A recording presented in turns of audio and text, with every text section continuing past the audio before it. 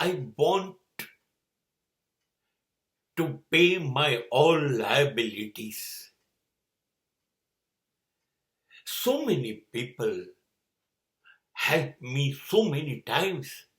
They oblige me in my crisis. ઈશ્વર તારે મને તક આપવી જોઈએ, જેને કારણે કેટલા બધા લોકોનો ઉપકાર છે મારી ઉપર. જ્યારે મારી પાસે કોઈ તક નહોતી, બધી જ બાજુ આગ લાગી ગઈ હોય, કોઈ રસ્તો દેખાતો ના હોય, ત્યારે સમાજના એટલા બધા સજ્જન માણસો મારો ભરોસો કર્યો, મારો વિશ્વાસ કર્યો અને મને મદદ કરી. એ મદદથી હું બચી ગયો, એ મદદથી હું જીવી ગયો.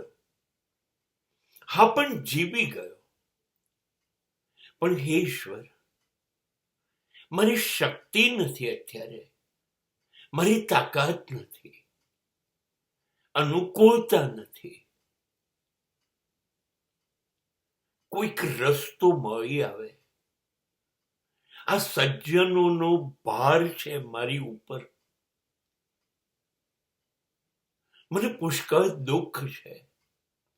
હૃદયપૂર્વક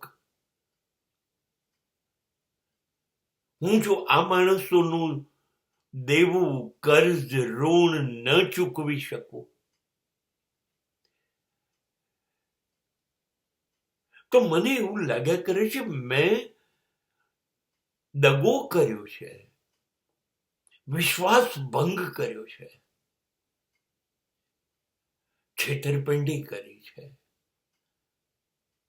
આટલા સારા માણસો સાથે હું આવો વ્યવહાર કરું, મને મારી જાત માટે નફરત થાય છે, શરમ આવે છે. પસ્તાવાનો કોઈ અર્થ નથી, માફી માંગવાનો કોઈ અર્થ નથી. ઈશ્વર, એ લોકો હકદાર છે એમણે કરેલી મદદ પાછી મેળવવા માટે. અને હું કદાચ એ આપું તો ઉપકાર નથી કરતો, ચૂકવ્યા પછી પણ હું એમનો ઋણી રહીશ કે એમણે મને સહન કર્યું. મારો નબળો સમય આ લોકો સિવાય નીકળે જ નહીં. માલિક, જો જીવનમાં ક્યારેક તક મળે તો સાચે જ મારે આ બધા જ માણસોનું ઋણ ચૂકવવું છે, માફી માંગવી છે, આભાર માનવો છે.